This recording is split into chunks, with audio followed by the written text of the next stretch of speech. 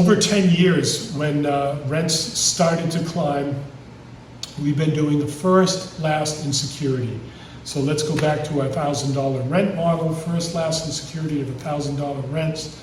That's $3,000 barrier to entry.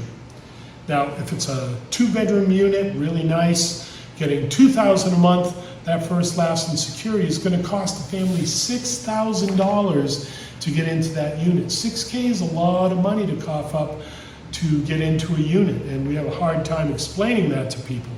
So there's a high barrier to entry at a first, last, and security. So if one of them had to go, which would you pick?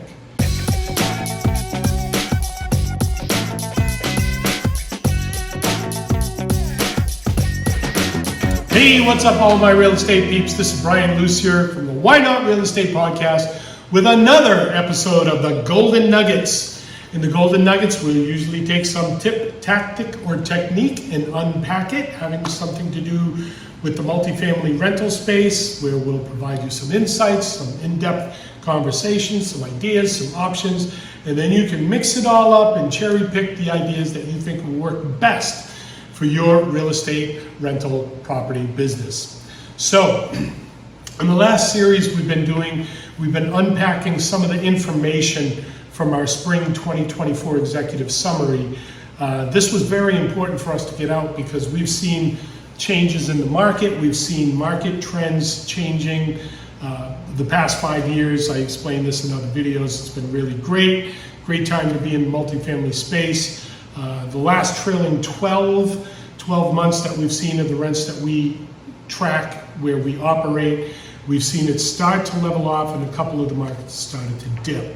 So this is definitely indicated that we're seeing the cycle change, a market change. And in this video, we're going to unpack some of the ideas and strategies we have to optimize your performance in your rental business, some ideas that you can do and implement to keep your vacancies rented, get really good tenants, and you may need to shift and adapt a little bit. But we mentioned in the last video, one month of lost rent you can never recoup. So would it be worth it to get $50 less? I think the answer is yes. So let's get started. The first thing we look at, and this is our screening criteria, right? So we have a pretty rigid screening criteria, which has been great while the market's been going up. But now we're looking at that and we're seeing it's taking longer to rent markets, so it's units. So it's absolutely imperative that we need to look at that and see what we're doing, what we could do, where we could shift and make a change. So my dad trained me when I was a young kid carrying plywood for him, the 4 times rule, right? So what is this?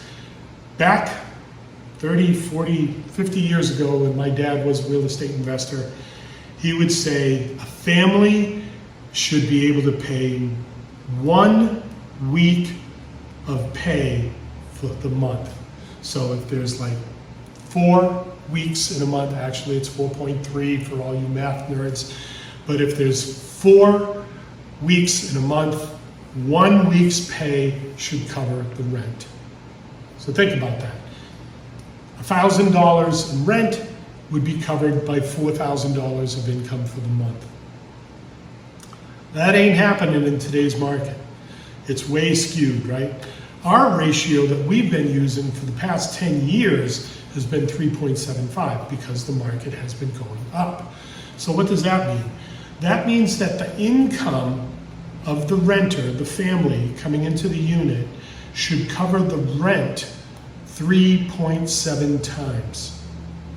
So that means that that family making $1,000 a month 4 times, $4,000 a month, or $1,000 a week, $4,000 a month, now needs to be making $5,000 a month because that 3.75, if loose math here, that means that they need to earn for that $1,000 rent $1,300 bucks or $1,250, $1,250 to $1,300 a week to be able to cover that $1,000 rent at a 3.75 ratio. That's hard. That's hard for people to hit.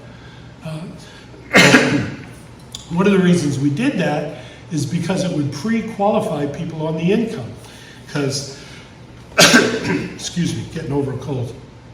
If a family or a tenant come in and meet the 3.75 ratio, then we knew that they were making enough money to pay the first, last, and security, easily be able to hit the rent every month, and at the end of the month, bring the whole family out for movies, ice cream, popcorn, whatever. They'd be able to live and still be able to take care of their family. We never, at Belaire, we never want to put a family in a position where they have to make that hard choice between rent, food, heat, necessities for their kids. So that 3.75 for us has been a buffer to know that we were renting to someone who could afford to live in the unit. That number is tightening. With inflation, recession, the prices of everything is going up. We're looking at going back to a 4.0 to lower that $1,200 or $1,300 a week back down to the 1,000. This is going to create risk. This is not a one fix all solution. This will open up risk or some unintended consequences somewhere else that we're going to have to keep our eye on the ball and be careful. And we'll have to do that. So the first strategy we have for you today is to adjust your income to rent ratio on pre-qualifying a tenant. Okay. The next thing is, and we talked about this a little in the intro, is establishing the market rent. We've seen the 5-year trend, which is wonderful. Rents have just been skyrocketing 5-10% annually. So over 5 years, we've seen rents go up 50%, which is crazy. My dad, again, used to tell me every 10 years rents would double. We've seen rents double within 3 to 5 years, which has not been sustainable for renters. So we watch the 5-year trend, we see where that's going. Now, compound that with the 12-month trailing. If you don't know what a 12-month trailing is, we take the rent every month for 12 months and we look at it. Is it going up? Is it going down? What's the average over a 1-year period? Have rents gone up? Have they gone down? And in some of the markets we're in, we've seen rents go down. So, Chicken Little, the sky is falling. All right, we're seeing red flag indicators coming into the market, and you should know about these. Now, as well as rents starting to fluctuate or cool or simmer down, or in some areas start to drop, you have to know your market. Are you I always used to call this by shirts, right? A, B, C, and D markets. Your A markets are your yuppies, your professional markets, white collar, clean cut professional jobs. All right, your B markets would be your blue collar jobs. There's still button shirts, collar, but these are your bread and butter types of properties. Good, hardworking American folks. Usually dual income, no kids. That's the acronym. I'll let you figure it out. But 2 incomes, no kids. We can't discriminate for kids, but 2 incomes in the household, usually meant in a B neighborhood. That would be great. So that would be a white shirt, a blue shirt. Then C neighborhoods are your T-shirts, right? These might be concert shirts or whatever, or Goodwill shirts, whatever was in the Dropbox. T-shirts, right? You're harder working class people, your lower class, middle class people. And then your D properties are your no shirts, drinking 40s from a paper bag on the stoop. Some people like that product, some people make money in those D neighborhoods. That's not for us, that's not what we want to do. We're more of a boutique. We like the B, C minus, or C plus. B, C plus, that's our niche, that's where we like to be. We like that bread and butter. And there's reasons for that, right? So now we're seeing in the A, B, C, and D markets, there are trends of the rents. So, and we could spend a lot of time on this, maybe we'll do a market study on another video, but the amenities in those, like your D and C, you may not have those stainless steel appliance packages. You may not have that over the stove microwave. You may not have a dishwasher. You might not have storage facilities. You may not have laundry facilities. So now your amenities are going to start to be in the mix. And if you're trying to get competitive, if rents are going down, you know, your B markets, if you've got your stainless steel package with the microwave and the dishwasher, extra parking, storage, and you're going to come down a little in your rent and make your barrier to entry easier for a tenant coming in, you stand a higher chance of getting a good quality tenant paying a little bit less in rent, but they're not going to move because you're providing a good product. Now, your D and C markets, if you don't have those amenities, you're going to get hit. You're going to have to cut those rents more than 50 bucks, maybe 75, maybe even $100, because it's going to get more competitive. If in all those D and C markets, there's a lot of inventory that don't have those types of amenities, it's going to become a rent bidding war, and landlords are going to have to slash prices, or other areas, okay? Now, another area that we're going to look at is the tiered rent reductions, and let me unpack this a little bit. For a tiered rent reduction, and this is a strategy, right? We've seen properties staying on the market 30 days, 60 days. That's way too long. It should have got rented within the first 3 days if it had everything put together. It was a great unit, great location, great price. Someone would have grabbed that unit. So something's off. If it's been on there for 2 months, something's off. So we like to be in the B markets. We like to have those stainless steel packages. We like to have all those amenities. So what's going to give? It's going to be the price. There's one more other thing that we'll talk about, but we'll get there at the end of the video. So if we've got that unit out there, 3-bedroom unit for $2,000, we should be getting 20 to 30 leads on that a week. If we're only getting 5 to under 10 single digits, then people aren't looking at that for some reason. Double check your photos. We always got to have great photos. We always want to get those sexy kitchen money shots when we advertise. But your photos got to be spot on. That's another video we could do. If your rent's too high, you have to attack it. You got to be aggressive. So we're going to track now. We're going to tighten this window. Within the first 1 week, 2 weeks, if it hasn't gotten the traffic we need, we got to chop it 25 bucks. Third, fourth week, if the traffic hasn't picked up, then we're still too high. We got to drop it down another 25 bucks. So there's a $50 decrease. We got to keep decreasing, depressurizing that rent until we're starting to get some activity. Once we start getting some activity, once we start getting some good candidates for that unit, then I think we're going to get it rented. So we can't wait month after month before we reduce the rents anymore. So we have to have a strategy in place to start to decrease rents if we're not seeing the traffic. And we're calling that a tiered rental reduction. Every 2 or 3 weeks, if we're not getting the numbers we need, we have to slash the prices. So the next thing we've been doing, oh goodness, over 10 years when rents started to climb, we've been doing the first, last, and security.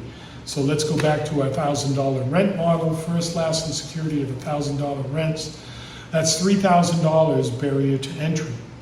Now, if it's a 2-bedroom unit, really nice, getting $2,000 a month, that first, last, and security is going to cost the family $6,000 to get into that unit. $6K is a lot of money to cough up to get into a unit, and we have a hard time explaining that to people. So there's a high barrier to entry at a first, last, and security. So if one of them had to go, which would you pick?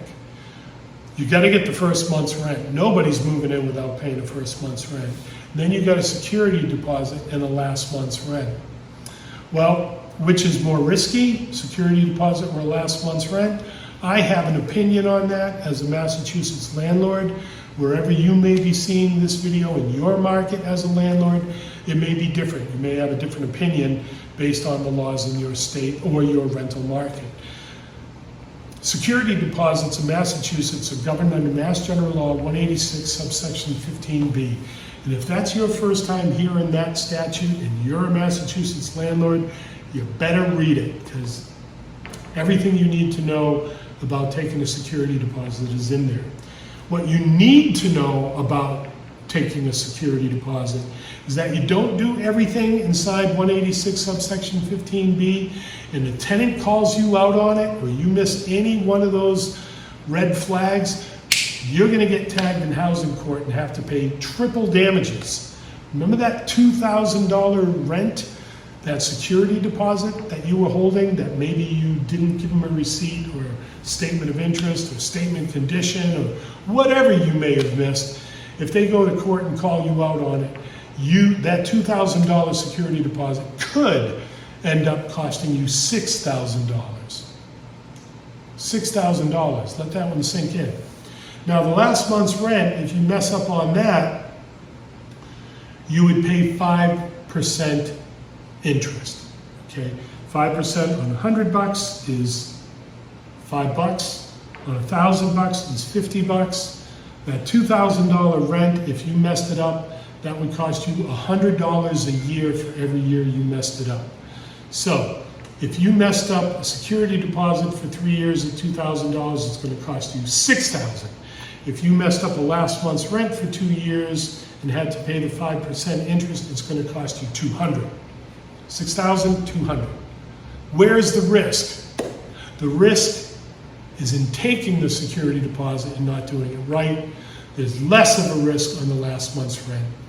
Yep, you always run the risk is if they trash the unit and you don't have the security deposit, that's a risk, right? So, I don't know how you get around that one. If they trash the unit, that's going to be a cost of doing business. I hate to say that to a landlord if you have pride in your property and you don't want to see that happen. But if we got to do something to get people in units, right? So we're going to try this strategy, then this strategy, then this strategy, and see what seems to work. I don't want to just add 4 different ingredients into the cake mix at the same time, because you won't know which one worked. So we're gonna be tweaking. We're gonna do A, B, or AC study on this client and on that client. And we're gonna fine tune this over the next couple months to see what's gonna get us the best results.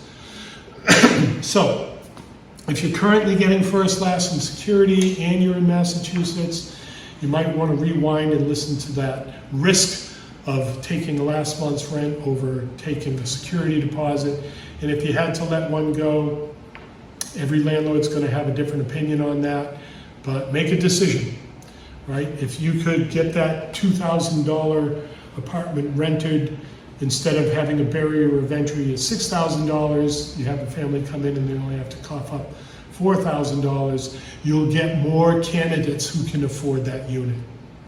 So, of all these that I mentioned on there, weigh them out. Which one's going to have the greatest risk for you and your business? Which one's going to have the greatest reward? Which one's going to have the least amount of impact on your business? But know that you have to have some plan in place. We know the market is shifting. We've already seen the numbers. We've seen over the last 3 months, rents level out and even start to dip. And we're going to keep tracking that. We're going to keep watching that. We're getting into the spring market where usually there's a lot of activity. It does pick up. We're coming off the tail end of the winter market, which also has some play on these numbers and traffic reports and all of that. But these other factors are having a play on the rental market, and you have to know what's going on.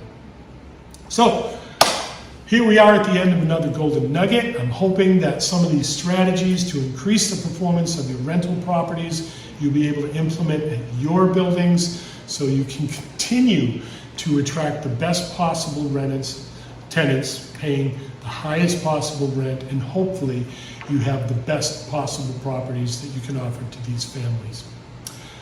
Hope it helps.